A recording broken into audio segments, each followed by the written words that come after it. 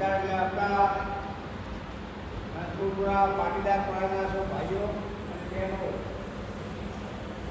અમને તમે સારા એ મતો આપી અને મને ખબર 350 ભેગા પરા પટેલોના બધા ટોટલી મત મળ્યા અને અમે સારા મતોથી વિજય બન્યા એ તમારી મહેનતનું ફળ સમજો.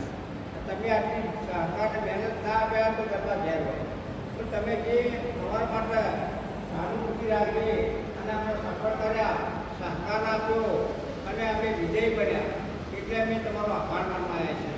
એટલે અમે તમે ભેગા જ છીએ કાયમ માટે. તમારું કોઈ ઉમેદવારો તમે ભેગા છીએ, તમારું તો તમે ભેગા છીએ. એટલે અમે તમે એક વિનંતી કરી કે આવું આપણે ભેગા કરવાનું રાખશું અને કાયમ આપણે ભેગા છીએ.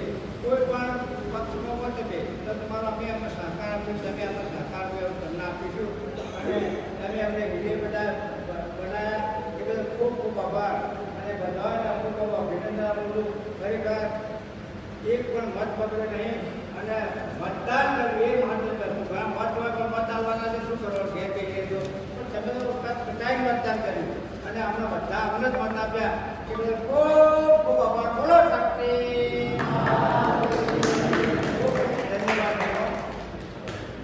તમે કોઈ કામમાં તમે છીએ હો, ગમે તે કામમાં અમારા લાયક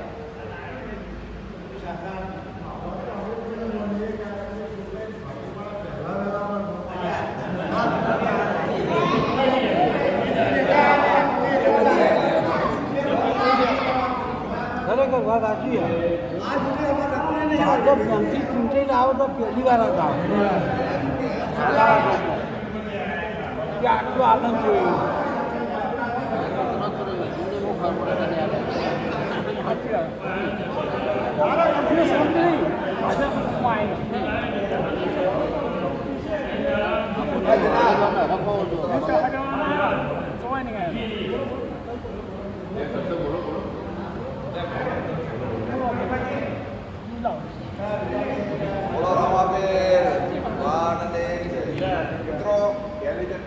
અત્યાર સુધી તમે દિલવાડામાં હતા ત્યારે તમે જીત જોઈ નહીં.